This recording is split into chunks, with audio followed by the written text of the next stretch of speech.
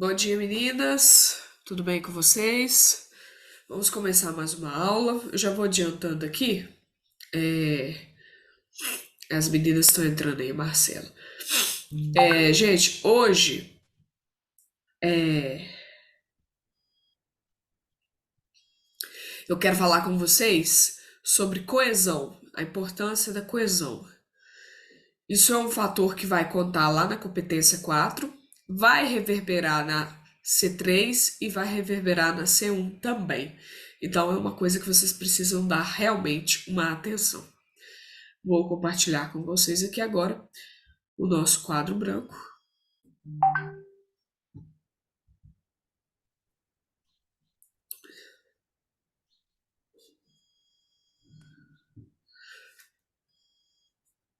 E é isso.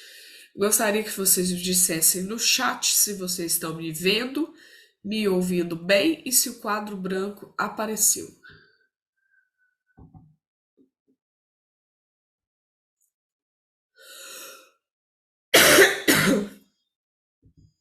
E já adianto que tossirei bastante durante a aula, que para variar, estou gripada. Esse primeiro semestre pode-se contar os dias em que eu não fiquei gripada.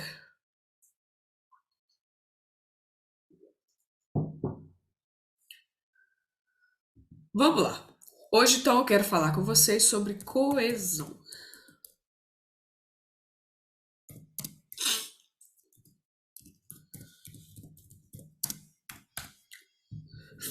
Só um minutinho.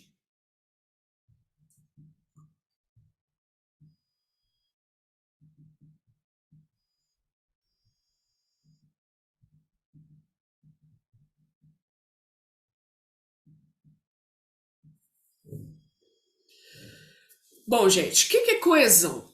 Coesão, vocês já devem ter aprendido em língua portuguesa, é quando você utiliza alguns mecanismos, que a gente até chama de mecanismos coesivos, para você fazer a ligação de todo o seu texto. Isso é extremamente importante porque é, traz sentido, traz coerência. A coesão, ela resulta em coerência naqueles argumentos, naquelas ideias que você está tendo. Você não usar mecanismos coesivos deixa o seu leitor sem entender o seu ponto de vista, o que que você está querendo defender. E você usar mecanismos coesivos de maneira errada também pode gerar contrariedades, ambiguidades. Hoje nós vamos falar de dois mecanismos coesivos que são importantes. Ou melhor, duas formas de coesão importantes. Nós vamos falar sobre a referencial e a sequencial. Um macete para vocês que vale assim para a vida toda e para quase todas as palavras e expressões. Gravar conceitos a partir do que o próprio termo te conta. Coesão é ligar, né? Uma coisa que é ligada. Uma coesão referencial é uma ligação através da referência que você faz de um termo que você já disse antes. É muito utilizado para fazer coesão referencial os pronomes, porque eles evitam a repetição. Isso então é extremamente importante vocês terem em mente. Só que há um erro de português cometido por 90% da população, que é querer retomar um termo, né, uma coisa que você já falou antes, usando a expressão mesmo. E isso é inadequado. Quando você quer falar o seguinte, vamos supor que é a questão do idoso lá. Você está começando a sua redação lá. Constituição Federal de 1988, vírgula, e seu artigo 9º assegura que é dever do Estado assegurar um envelhecimento digno para toda a população. Todavia, percebe-se que o mesmo não cumpre com seu papel de maneira adequada, uma vez que os idosos enfrentam vários desafios nesse momento da vida. Na hora que eu falei assim, uma vez que o mesmo, essa retomada, né, eu quero dizer, uma vez que o Estado usar o mesmo para retomar é uma coisa incorreta no português. O que é o correto eu falar? Uma vez que este mostra-se omisso em relação à população mais velha do Brasil, certo? Isso é a coesão referencial. Usar pronomes este, aquele, esta, para fazer a retomada do que você disse antes, para evitar repetições. Imaginem a seguinte situação: se eu ficasse falando toda a vida a coisa sem substituir por um pronome. Uma vez que o Estado não cumpre com a sua obrigação, já que é obrigação do Estado fazer tal coisa, eu poderia substituir, uma vez que este não cumpre com o seu Estado e trata-se de uma obrigação dele prestar a educação adequada para a população brasileira.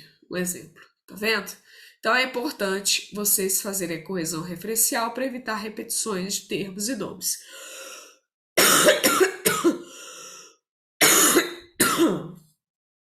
A tosse tá acabando comigo, gente.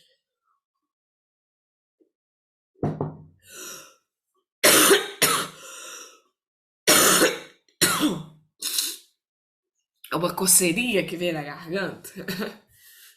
Quanto mais eu falo, mais tosse tem. E aí vem a coesão sequencial. São mecanismos coesivos para dar sequência naquele seu raciocínio. Esses sequenciais, eles têm diversas categorias. Nós temos de adição, de oposição, nós temos de oposição, que é o mesmo de contrariedade, né? Nós temos de conclusão, que são aqueles operadores argumentativos que a gente já estudou. Ademais, outro sim, oposição, o mais, o porém, o entretanto, o todavia, de conclusão, o logo, portanto, desse modo. São esses aqui, os de sequência. Eles são importantes para dar a liga no seu raciocínio, ligar as frases, ligar as suas ideias. E é extremamente importante que vocês os usem e os usem adequadamente. Por que nós estamos tendo essa aula de coesão? Para estimular e mostrar a vocês quais são as formas que a gente tem de evitar a repetição de termos e evitar que os nossos textos fiquem sem a coerência. Ou seja, que a gente não entre em contradição e tudo que a gente falar da primeira à última frase esteja em perfeita harmonia. E a coesão ela é importante para isso. Além da coesão, nós temos os sinônimos. Isso é importante vocês saberem. Sinônimo todo mundo sabe, né? Aquilo que é semelhante a outro.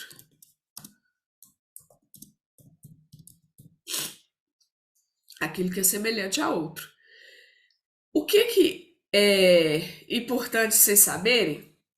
Que pouco se estuda no português. As espécies de sinônimos.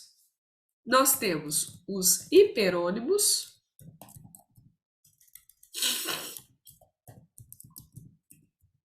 e os hipônimos.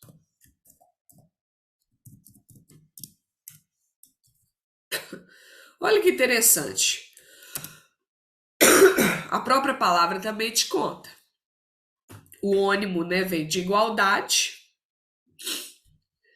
O hiper é de uma igualdade maior. Ou seja, é uma classe maior de sinônimo. Se eu virar e falar com você, você tá falando lá de mobilidade urbana. Aí você não quer ficar repetindo carro, carro toda hora? Você pode usar o hiperônimo veículo. Porque veículo não é só carro. O veículo é um gênero que comporta as espécies carro, moto, ônibus, trem, metrô, avião, bicicleta. Compreenderam isso? O hiperônimo, então, é o gênero que comporta espécies. Veículo, carro. O hipônimo é o contrário, você vai ficando mais específico. Se você falou carro e não quer ficar repetindo, você pode dar ali, por exemplo, um modelo de um carro, uma picape, uma caminhonete, entenderam? Isso é o hipônimo, para você diminuir, né, a abrangência e ficar mais específico. E também é uma possibilidade de você trocar um sinônimo. Para ficar ainda mais claro, eu vou fazer um desenho aqui para vocês do que é hiperônimo e do que é hipônimo. Essa borda aqui refere-se aos veículos.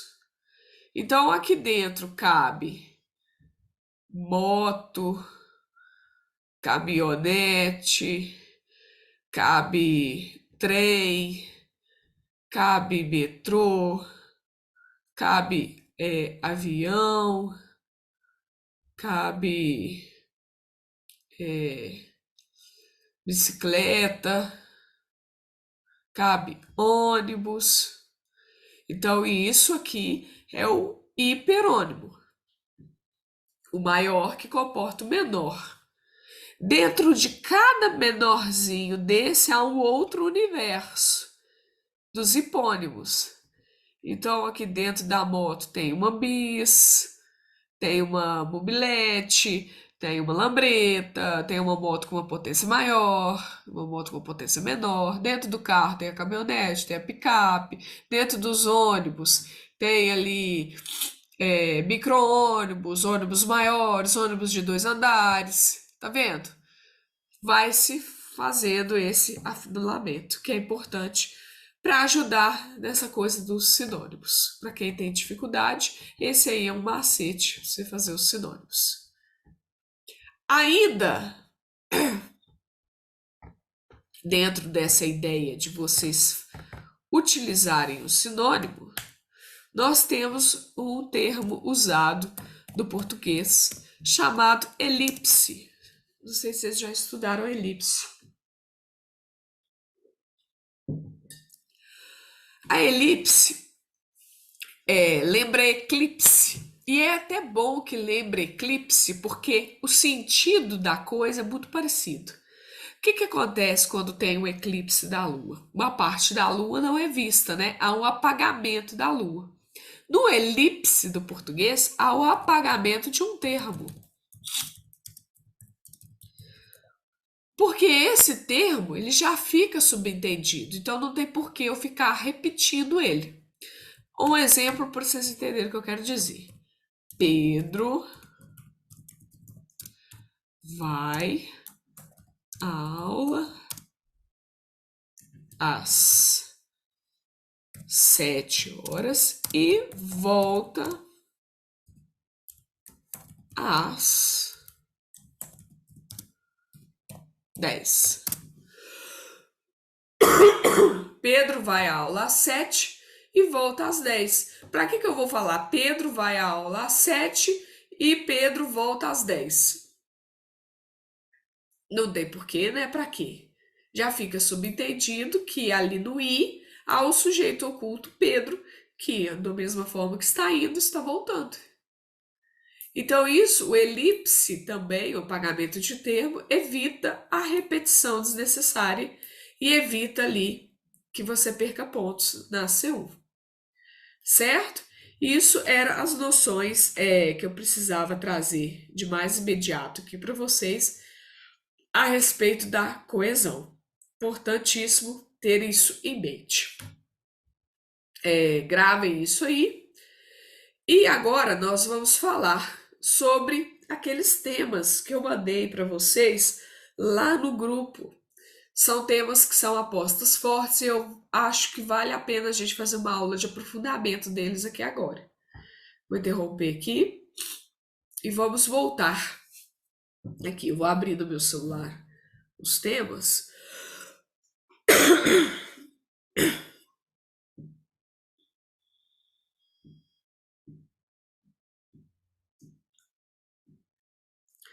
Para a gente ir acompanhando. Peraí, salinha.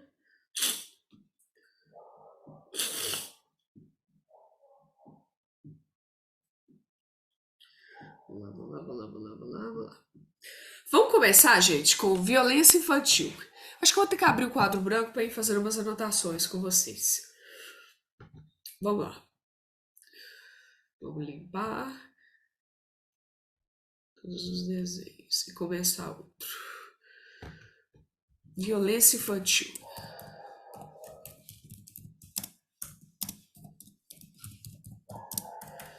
As crianças, elas têm estado frequentemente sido muito faladas em várias coisas. Porque é um grupo que ele é muito fácil de ser negligenciado, concorda comigo? Porque é um grupo que não sabe se defender, não sabe expor a violência que está sofrendo. Então, para ele ser negligenciado, tanto por Estado, tanto pela família, pela sociedade como um todo, é algo assim muito fácil de ocorrer. A violência contra a criança, né, os desafios que a criança enfrenta no país, ele se dá em vários aspectos.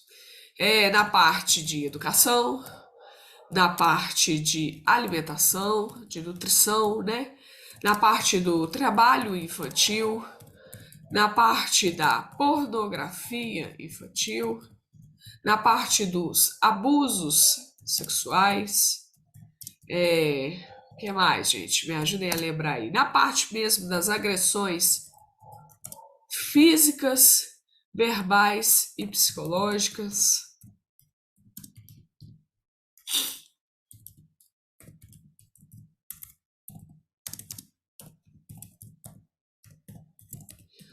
Na parte da adoção e abandono.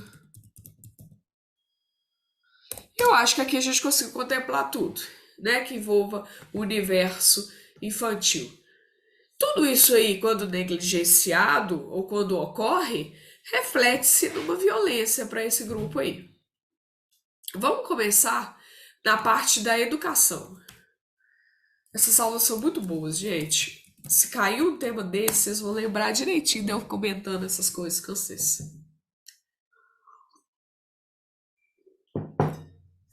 Na educação, o grupo que mais sofre, sem dúvidas, com a precariedade da educação no Brasil é a primeira infância, que é aquela idade que vai do 0 aos 6 anos. Do 0 a 6 anos. É aquele momento que está ocorrendo o processo de alfabetização. É o momento que se aprende, então, a ler e escrever. Mas por diversos fatores e diversas questões, né? Algumas regiões do país, elas sofrem com essa parte da alfabetização, principalmente Norte e Nordeste. Devido à pobreza, muitas crianças precisam sair da escola para trabalharem. E aí já entra o trabalho infantil. Tá vendo como uma coisa se liga com a outra. Outra questão é que essa parte da educação, ela, em determinados lugares, ela é estadual, em determinados lugares, ela é municipal. Então fica essa incoerência, sabe? Na hora das verbas, na hora dos investimentos, na hora das políticas públicas. Às vezes, por ser municipalizado, pode ter um atendimento melhor ou um atendimento pior, e no estado também é a mesma situação. Então, não há uma definição certa sobre o órgão competente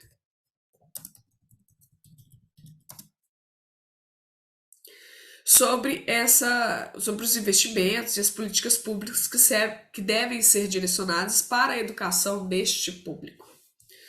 Nesse sentido, eu vou indicar para vocês aquilo que a gente já assistiu, que é a animação Vida Maria, que mostra, né, a Maria que estava brincando de escrever o nome e é tolhida pela sua mãe para que possa ajudar nos trabalhos domésticos. E isso, né, vai reverberando ali em todas as gerações de Marias que vão se sucedendo. Mostra que, né, eu não vou falar assim, nossa, a mãe da Maria é uma irresponsável porque põe a Maria para trabalhar. Não, a gente tem que ter consciência de que devido à grande desigualdade social presente no nosso país, lutar pela sobrevivência é prioridade, sim, em relação à educação. Sem dúvidas. Eu, passando por essa mesma situação, priorizaria trabalhar do que estudar. Porque a gente precisa sobreviver, né, gente? É um instinto natural. Só que o Estado vai sendo negligente, vai mantendo essas coisas acontecendo, isso vai gerando um descrédito para a educação e a sociedade como um todo vai vendo que educação pouco importa, não me interessa. Eu vou basicamente trabalhar e pronto, ganhar meu dinheiro e não procuro me aprimorar. Isso vai ajudando então a reforçar o estereótipo da não importância da educação. Então, isso é importante vocês trabalharem, né, essa ideia no texto de vocês. Quando a gente for falar de alimentação, a gente observa também que nesses mesmos lugares, norte, nordeste, ou nas periferias das outras regiões do país, a alimentação é precária. A desnutrição e a fome é uma realidade triste, né, que esse pessoal convive. Desnutrição e fome. São que traz ali um índice maior de mortes infantis, um índice maior de doenças, porque você fica, né, com o seu sistema de imunização mais baixo, e aí você pega mais doenças e, consequentemente, morre, né? E é uma tristeza muito grande. Outros lugares do mundo, né, saindo um pouco do Brasil, nós temos aí a África, né, gente? Que é uma tristeza sem igual a fome que aquelas crianças passam. E aí, o que vocês podem fazer? Buscar algum documentário acerca da fome, pode ser inclusive na África, e traça o paralelo na redação, falando que essa situação ocorre de forma semelhante em algumas regiões do país, ou nas regiões periféricas do Brasil.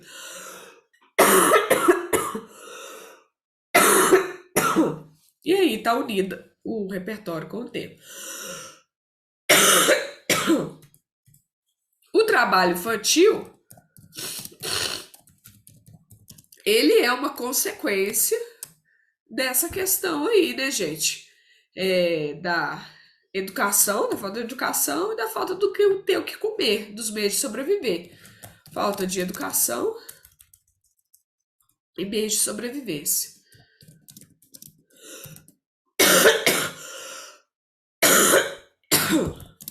Onde ocorre mais o trabalho infantil? Quais setores, né, de trabalho que acontece? Mais assim nas lavouras familiares.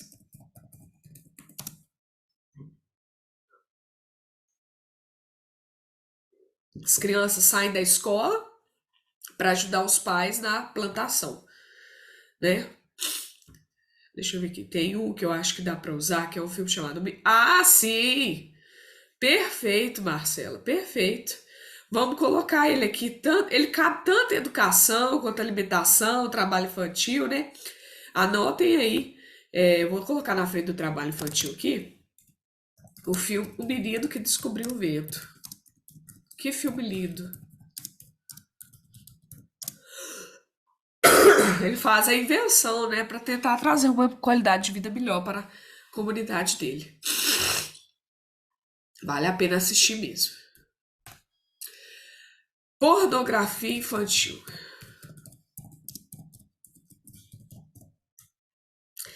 Esse é um assunto que eu até mandei para vocês, né, no grupo, vocês lembram? Sobre a inteligência artificial estar recriando imagens de crianças para veicular pornografia infantil. Infelizmente, né, gente, tem pessoas aí no mundo, por doença ou por mau caratismo, que tem uma tara em crianças. E não são poucas, não, são muitas, né? Sobre aquela visão da estética do liso, do belo, do novo, né? Que mexe com a cabeça das pessoas. E aí nós vimos recentemente que com a inteligência artificial é possível você manipular vídeos, é possível você manipular imagens, falas. Isso, infelizmente, está sendo usado para criar o universo de pornografia infantil, que é crime, né, gente? É crime gravíssimo. Por quê? Porque é praticado pelos chamados pedófilos, principalmente no mundo cibernético, na internet.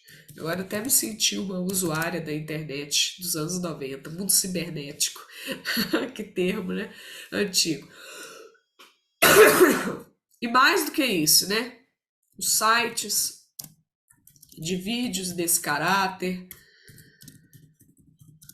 que utilizam às vezes nem de crianças, né? Porque seria uma audácia muito grande, mas às vezes de adolescentes maiores de idade que parecem crianças para poder veicular, né, atender esse tipo de tara. Isso aí é uma coisa muito triste. O que suscita, né, naturalmente, nos abusos sexuais dessas crianças. O abuso sexual de criança, ele é uma questão intrigante porque dificilmente ele acontece com pessoas estranhas à criança. São sempre pessoas conhecidas. Ou é da família ou é da vizinhança. Da família, ou grupo de amigo, ou vizinhança. Sempre. Por quê? Porque são pessoas pertencidas a esse grupo, elas têm uma facilidade maior para poder entrar na casa, né, e ter um convívio com aquela criança. E ali ocorrem os abusos. Inúmeros, né, gente? São os casos aí que a gente vê na TV a respeito desse assunto. E agora eu queria trazer uma outra forma de abuso que é pouco falada e que, se vocês usarem como repertório, vocês vão brilhar. Só tomar uma água aqui. Que são as crianças exploradas pelas famílias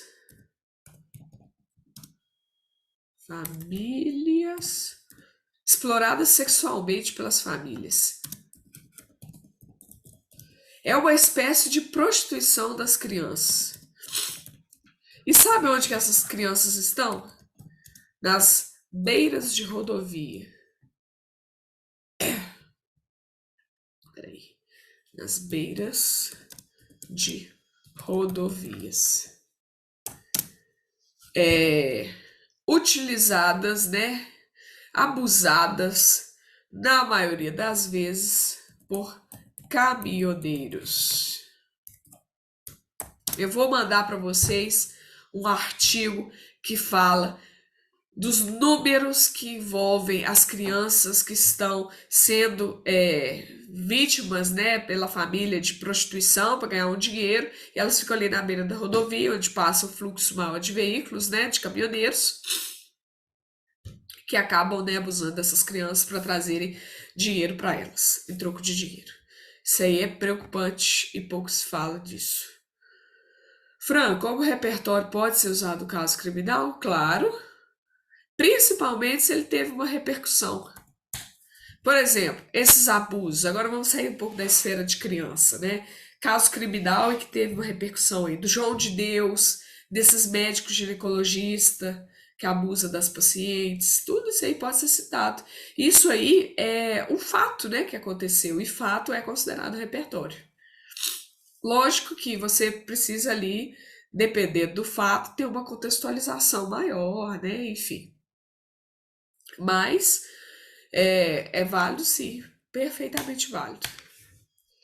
Agora nós vamos falar das agressões físicas. Como que as agressões físicas em relação às crianças acontecem? Uma desestrutura familiar, É, problemas psicológicos dos genitores, né? Pessoas que são descontroladas psicologicamente. Uso de álcool e entorpecentes. Né? Chega bêbado, o pai chega bêbado, bate na criança, bate na mãe, né? Vira aquela confusão toda. Nesse sentido, eu tenho um documentário para mostrar para vocês chamado Juízo. Vocês já assistiram? Eu acho que eu já falei dele.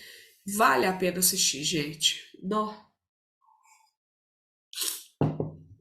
Mostra menores de idades que já estão no mundo do crime.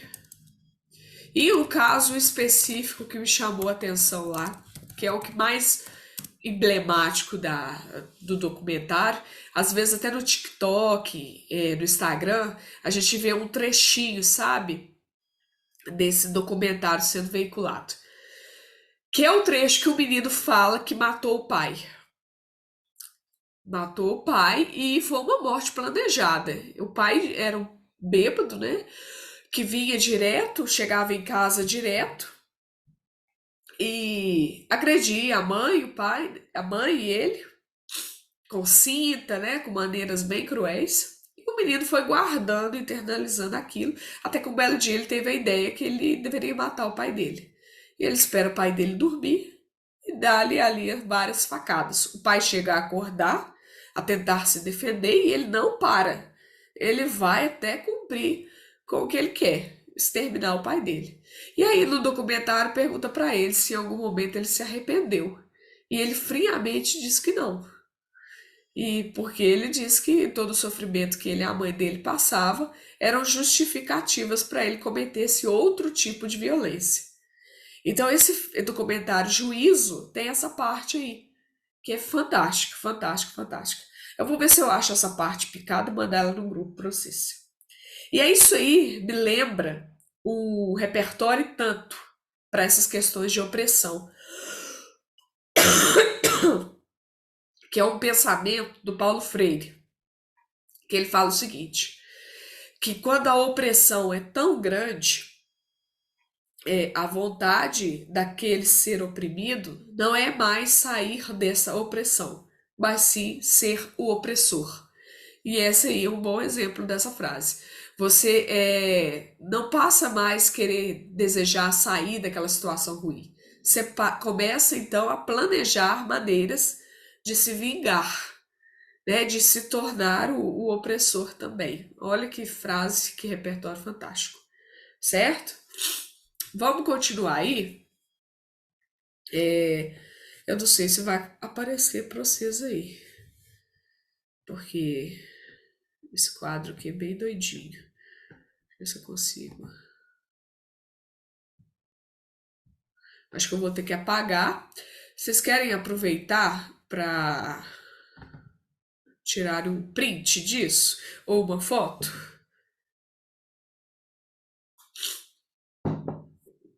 Eu também vou fazer até uma foto disso, porque esses raciocínios da gente é bom a gente ter registrado.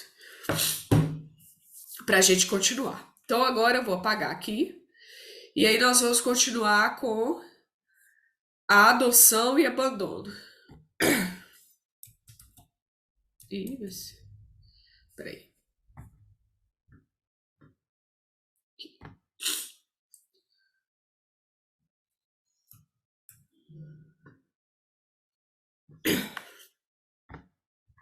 Aí.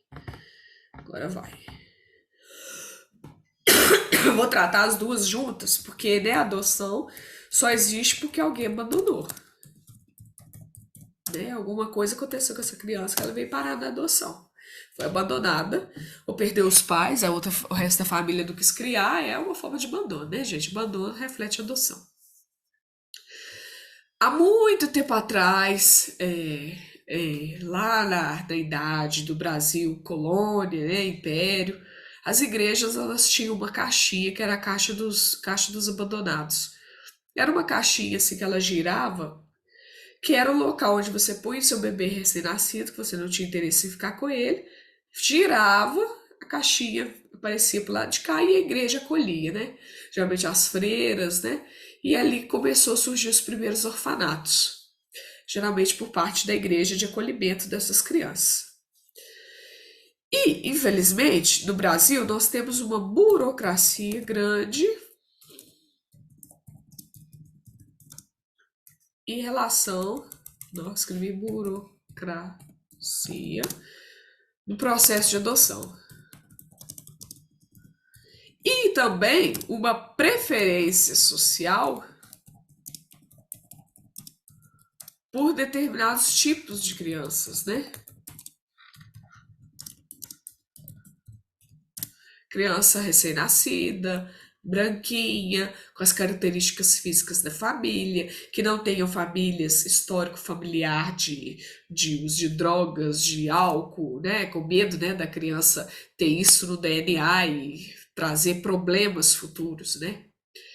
Isso reflete ali ainda mais, né, numa série de abandonos sem fim, porque tem a burocracia do processo, enquanto isso as crianças estão crescendo, vão ficando, né, deixadas de lado as crianças mais velhas, chegam aos 18 anos, elas têm que sair desses orfanatos e dessas casas para poderem seguir a vida sem nenhum amparo do governo e familiar. E aí geram moradores de rua, geram usuários de drogas, geram desempregados, geram uma série de outros problemas. Veja coisas que começaram lá na infância, né? O indivíduo vem com uma desestrutura social desde o seu nascimento. Então, vale a pena usar como repertório casos de pessoas públicas, por exemplo, que fizeram adoções pertinentes. E, ao mesmo tempo, também questionar adoções, às vezes, por exemplo, Giovanna Eubank e Bruno Gagliasso, que optaram por adotar os filhos lá na África. Por que não pegaram crianças aqui do Brasil? Sabe, suscitar esse tipo de discussões também é válido. Eu vou encerrar a aula aqui e vou voltar, porque ela vai terminar aqui comigo falando no meio do caminho. Já fiquem atentas aí que o link já chega para vocês.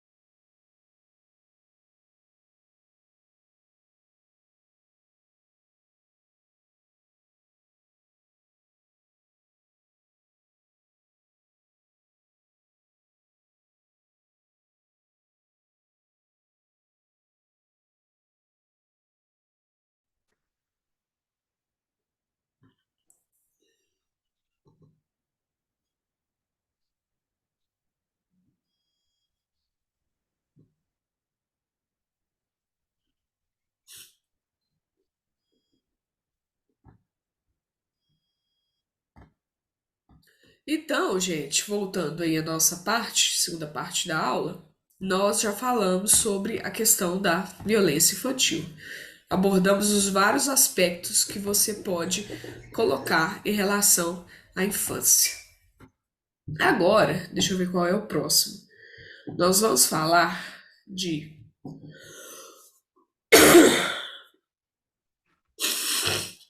proteção das reservas indígenas. Vou até colocar em maiúsculo.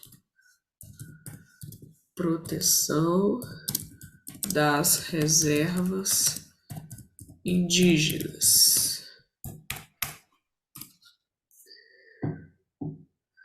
Nós precisamos falar a respeito disso.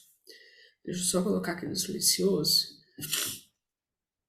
A respeito de alguns termos. A demarcação das terras indígenas.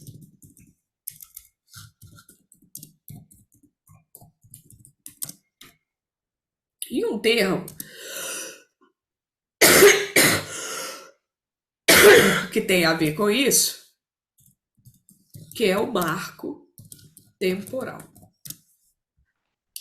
Vamos entender a coisa desde o início, até para que a gente possa vir traçando uma linha do tempo que vai nos lembrar em alguns repertórios legais. para falar sobre terras indígenas.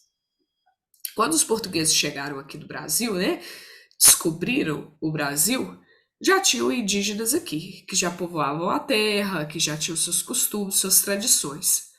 Foram impostos a ele uma língua, né, que isso já até nos lembra o preconceito linguístico que começou aí, porque foi imposto o idioma português, não quiseram saber a linguagem que eles falavam, nem aprender, nem disseminar, né, nem continuar com ela. E foi também imposto ali o roubo de terras, né? Roubo mesmo, que foi empregada a violência.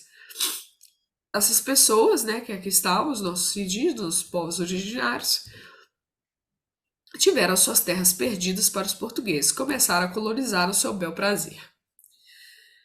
Acontece que, como o próprio nome diz, eles são os povos originários.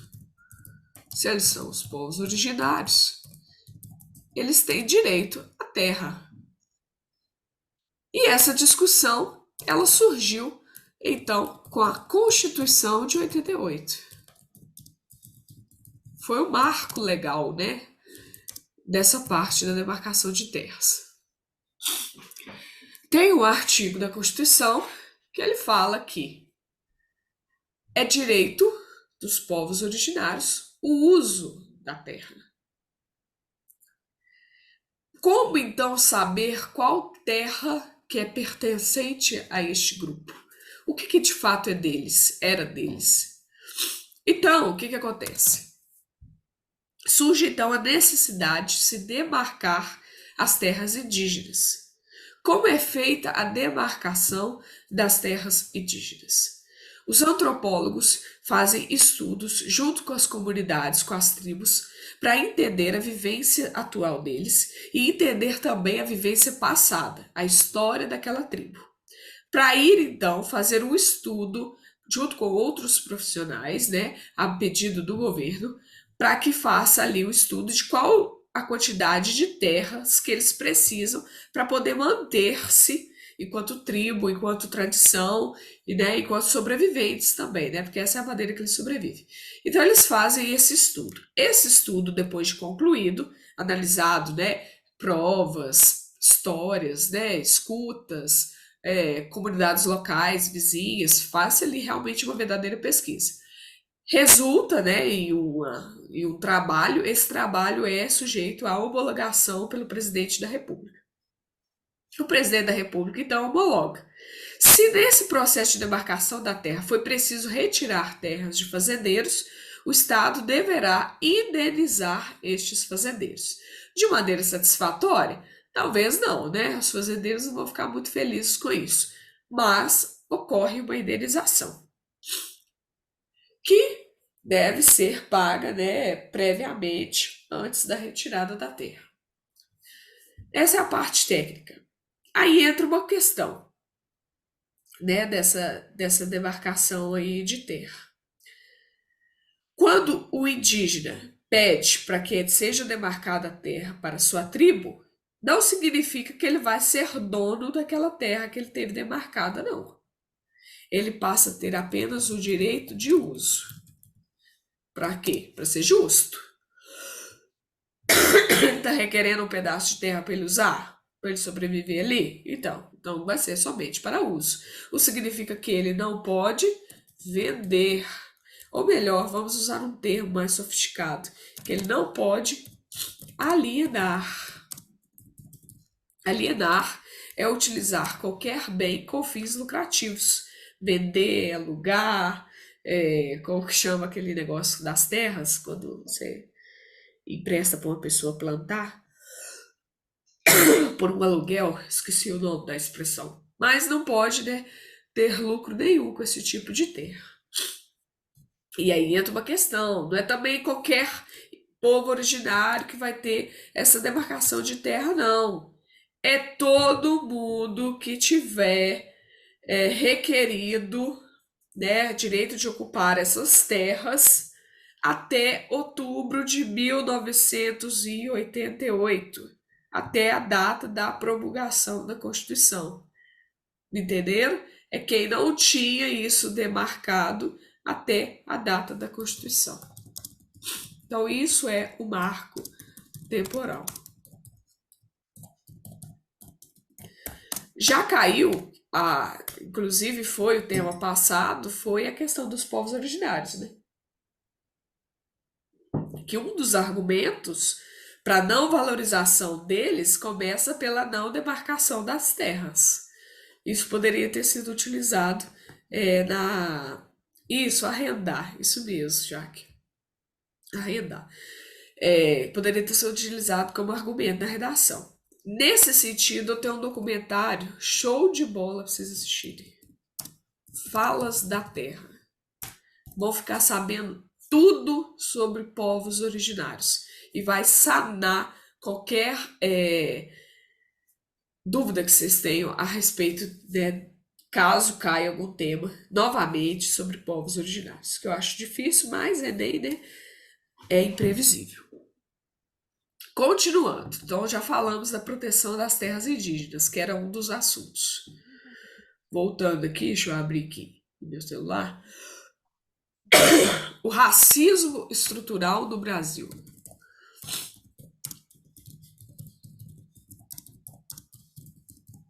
Esse é fácil de desenvolver, né, gente? Primeiro que você já lança ali um artigo 5º, todos são iguais perante a lei, todavia determinadas pessoas, em virtude de sua raça, cor de pele, ou qualquer coisa do gênero, né, sofrem estereótipos, são segregadas, não têm seus direitos sociais assegurados, sofrem violência. Dentro do racismo estrutural tem uma série de coisas, mas a principal delas é o fato da pessoa que sofre esse racismo não conseguir viver seus direitos sociais de forma plena. Em resumo, é isso. O que é direito social? É você ter uma educação, é você ter uma saúde, é você ter segurança, é você poder ir e vir, não é isso?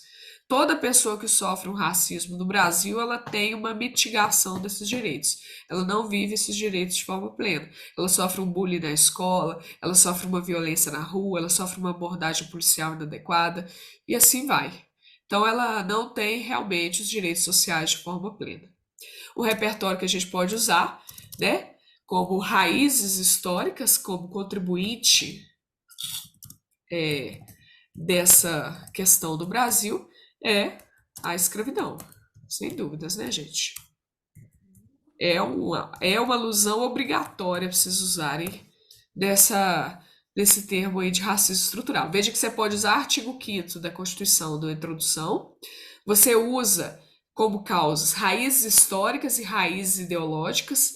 Dentro do raízes históricas, você trabalha a ideia da escravidão, que fez com que, né, o Brasil tem uma dívida histórica com essas pessoas e que reverbera nesse preconceito. E aí, dentro das raízes ideológicas, o que é ideologia, né, gente? Eu já falei para vocês o que é uma ideologia.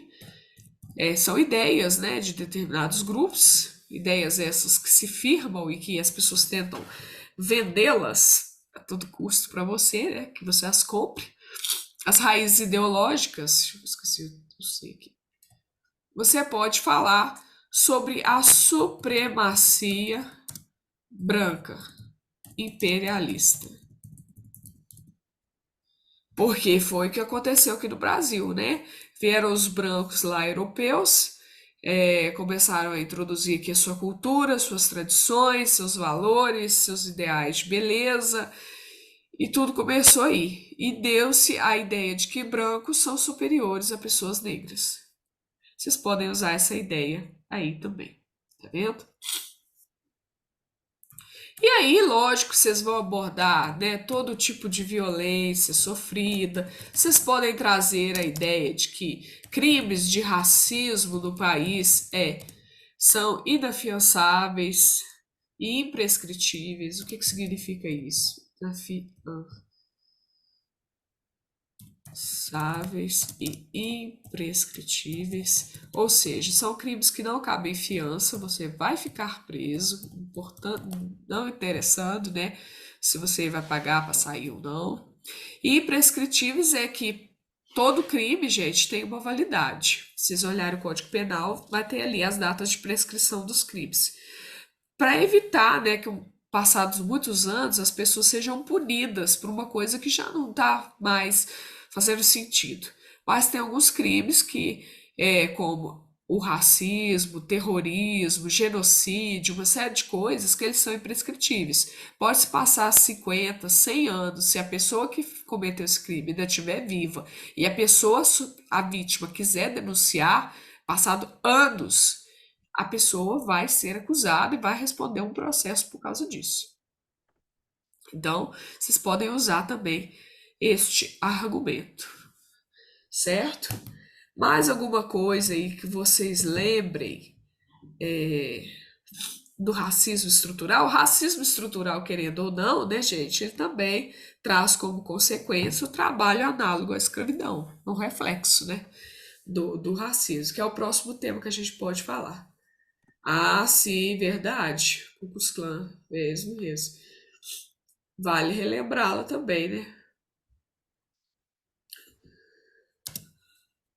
Eu já fiz com vocês, acho que já, né? Uma aula de cultura visual que a gente vai estudando as fotos, né? Tem um movimento deles lá na foto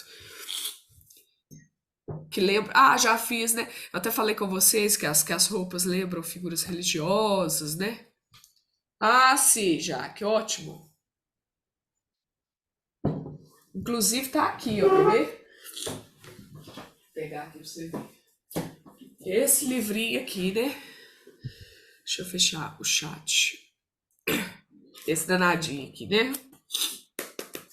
Inclusive, eu já mandei uns trechos para vocês deles lá no grupo. Ela fala muito disso. E ela fala de uma coisa interessante também, que é a apropriação cultural, né?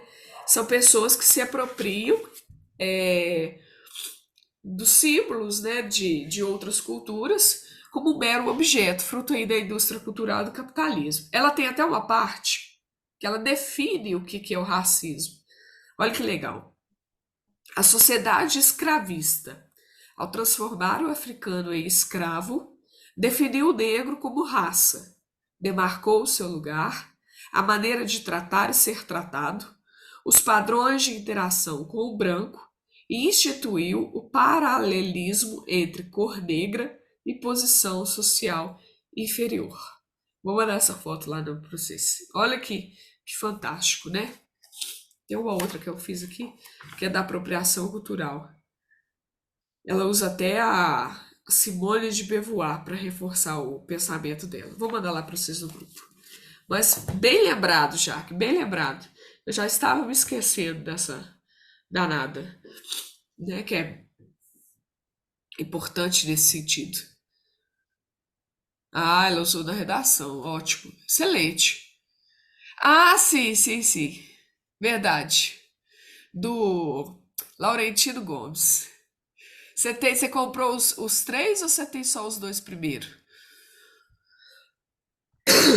Eu tenho vontade de tê-los. Não os tenho. Eu tenho só o 1808, 1822, aqueles É, lá. eu tenho só os dois. Aí, meninas, vocês O, viram no o vídeo aí, terceiro acho que não o livro saiu. Escravidão do Laurentino Gomes.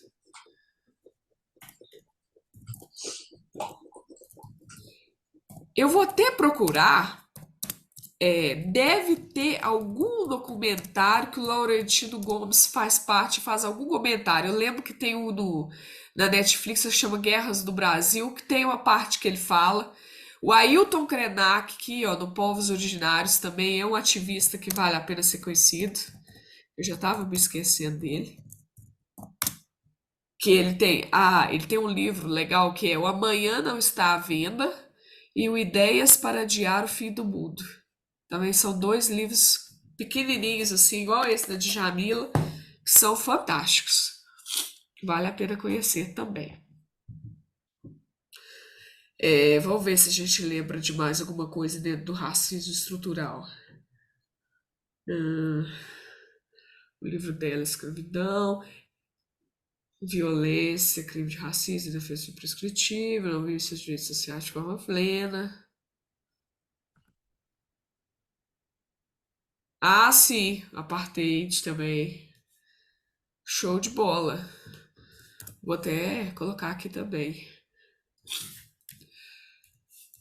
Vocês estão boas no repertório, hein? E essa turma online não é brincadeira, não. São feras. Eu acho que a gente pode parar aqui e o que eu for lembrando eu vou mandando para vocês. Nós vamos encerrar essa aula de hoje para não ficar muita coisa na cabeça, né? Já aprendemos bastante hoje. E aí na próxima nós vamos continuar esse resto de tema e nós vamos começar a fazer também algumas aulas de concordância, viu? Isso é extremamente importante, concordância. Nós vamos acabar os temas e começar concordância, certo? Eu vou até tirar uma foto disso aqui dos repertórios para eu mandar no grupo para vocês também. Porque aí a gente fica bonito de tudo quanto é possível o assunto. Prontinho. Meninas, muito obrigada, viu, pela presença. Não vou passar a redação essa semana, não, que essa semana não tô passando redação para ninguém dessa linha, até a gente terminar de alinhar as correções. Tô quase acabando a vocês, tá faltando poucas, pra gente mandar discutir e a partir delas vocês começarem, né, já a fazerem outras já com o aprendizado em dia. E também porque eu quero agora fazer as aulas de português com vocês de umas coisas bem importantes que a gente já começou hoje com coesão. Certo? Qualquer dúvida que vocês tiverem, vocês me mandem mensagem no WhatsApp. Podem interagir lá no nosso grupo, viu? Mandar repertório, tudo é válido lá. Beleza? Obrigada e até amanhã.